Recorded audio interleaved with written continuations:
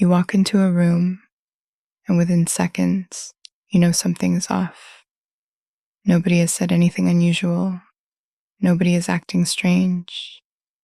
But you feel it, the way you might feel a change in air pressure before a storm. And later, when something does happen, you're not surprised. You're just quietly tired because you already knew. If you've spent your life trying to explain this to people who look at you like you're making it up, this video is for you, not because you're going to learn a new skill, but because, maybe for the first time, you're going to hear what introverted intuition actually feels like from the inside, moment by moment, the way you've been living it all along, without the words to describe it. Carl Jung, the Swiss psychiatrist who first named the cognitive functions in 1921, described introverted intuition, or ni, as the most mysterious of all the functions. He called it a perception that comes from the unconscious, an inner image that arrives without apparent cause. He said the introverted intuitive often appears strange, even to themselves, because their primary way of knowing happens beneath the surface of thought, not in front of the eyes, behind them. Let's slow this down. Let's walk through what ni actually feels like, minute by minute, in an ordinary day. It's morning. You're making coffee. Someone you love sends you a text. The words are perfectly normal. Hey, just checking in. But something in you contracts. You read it again. The words haven't changed. But you can feel something underneath them. Not what they're saying, what they're not saying. You don't have evidence. You can't point to a comma or a word. But you know this text was written by someone who is not okay. You text back gently. You ask the second question, the real one, and they tell you the truth they weren't planning to share. This is ni, not magic, not mind reading, pattern recognition operating beneath conscious awareness. Your brain quietly comparing this text to thousands of other texts from this person, weighing rhythm, word choice, what they usually say at this hour, what they usually don't. All of that processing happens below the line of thought. What surfaces is just one quiet sentence in your mind. Something's wrong.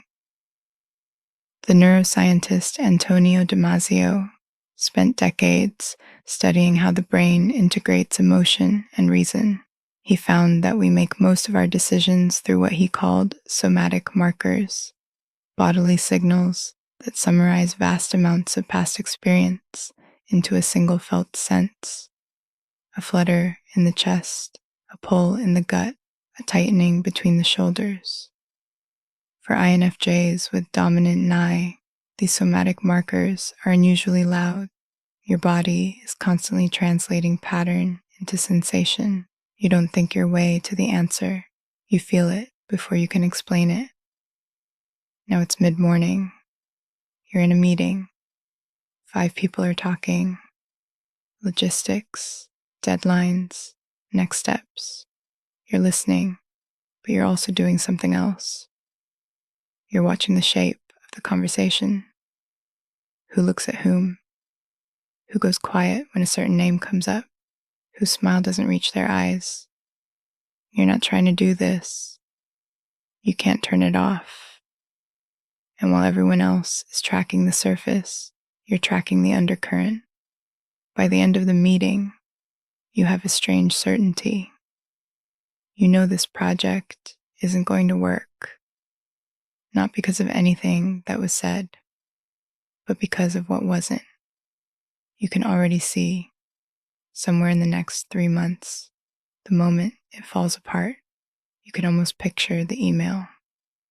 And you have no way to say this out loud without sounding paranoid. This is the loneliness of ni. You arrive at conclusions through a process you can't show your work for.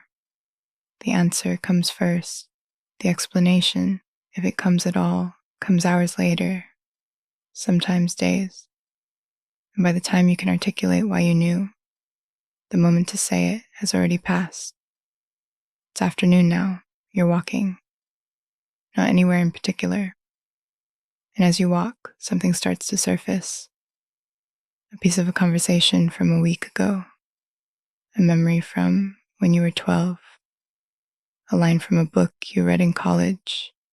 These things are arranging themselves into something.